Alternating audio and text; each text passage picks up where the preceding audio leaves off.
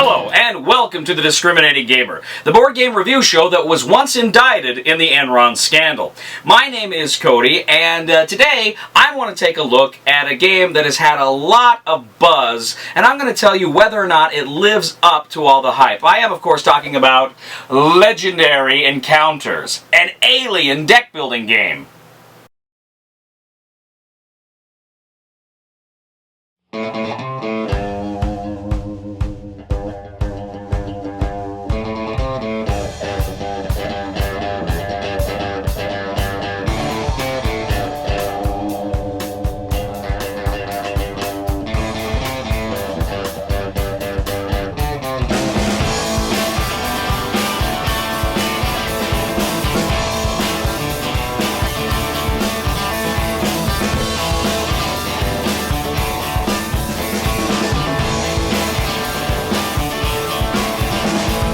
Legendary Encounters, an alien deck-building game, is very similar in many respects to Upper Deck's Legendary, a Marvel deck-building game, Legendary Villains.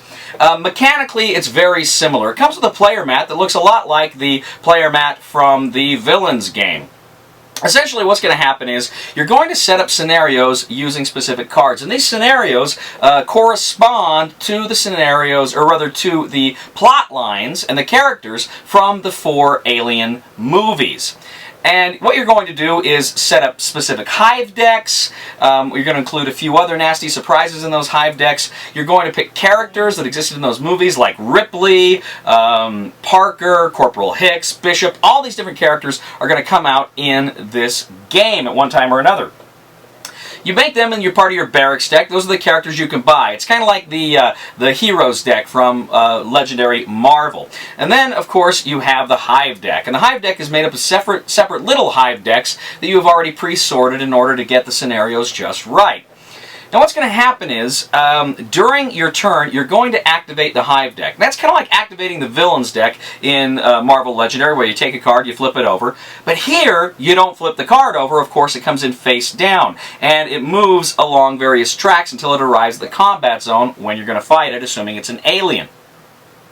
But what's cool is, you can actually, on your turn, spend your strength points to reveal scan one of those areas and reveal one of those cards. So you can get a chance to see kind of early if these things are heading your way. That's a really cool innovation. It makes it really scary, really tense. Now, what is also going to happen is, if those aliens make it to the combat zone on your turn, if you haven't defeated it, you got to draw strike cards.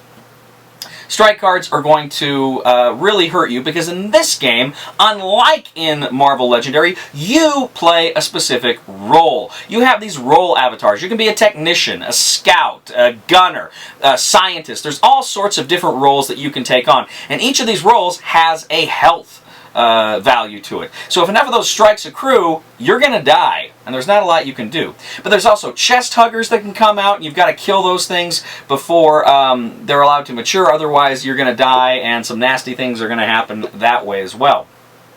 But following the plot lines of the story, for instance in the Aliens, which is the second film version, you can put out the sentry guns as one of the things. You can find Newt, who is the little girl from the film. There's all sorts of fun and interesting and neat things that play out in this, like in the film. Mechanically, as I say, it is very similar to Legendary. So that's just a basic overview of the game. You're, again, using the 2 kinds of currencies, strength to fight aliens, and recruitment points to recruit more and powerful cards to add to your hand. Very simple, very straightforward.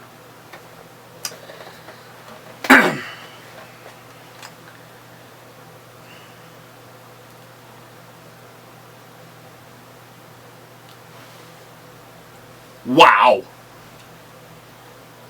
Wow! Wow! I just want, wow! Wow! This game, wow! Wow, wow, wow, wow! Wow, wow, wow! Now, wow! I'm sorry, wow! It is just wow. This game is wow. This game is so much fun. It is just fantastic. Wow! It just... Man, I played this game a few times now. I haven't even gotten to some of the more advanced rules. I've been having too much fun playing with just the base game. I'm excited to play some of those more advanced rules, like with the alien player and stuff like that, and the traders. I haven't done that yet. I'm looking forward to it. I gotta tell you, if you like Legendary, a Marvel deck building game, or Legendary Villains, and I do, I love them, this improves upon that system. This game, like I say, when those cards are coming down the track and they are upside down and you don't know what they are, what's coming, it is scary. It is intense. You are wondering, how is this going to play out? You know, am I going to have the strength to hold up to this? And when you start, after you accrue some of those strike cards and your health starts to dwindle, you're thinking, I mean, there's player elimination, right? And we're kind of in an era where, you know, we all poo-poo player elimination. But my gosh, it makes for an intense game. This is just, wow. I'm in love with this game. I love it so much. It is a great game. It is a fantastic game. I love this game in that it is a fully cooperative game. It encourages people to cooperate. It encourages the players to work together, and it does it in new and fun ways. One of the ways in which it encourages players to work together is the coordinate ability on some of the cards. Coordinate abilities essentially allow you, on somebody else's turn, to essentially loan somebody else the power of that card. Then you discard it and you get to draw another card. So it kind of rewards you for cooperating. So if a friend of yours is, you know, in a real desperate battle, a real desperate struggle against an alien, and he or you have a coordinate card, you can play that coordinate card, and he gets that extra strength to help him defeat his villains. That comes in very, very handy, and indeed it is essential at some points in this game. I love how cooperative this game is.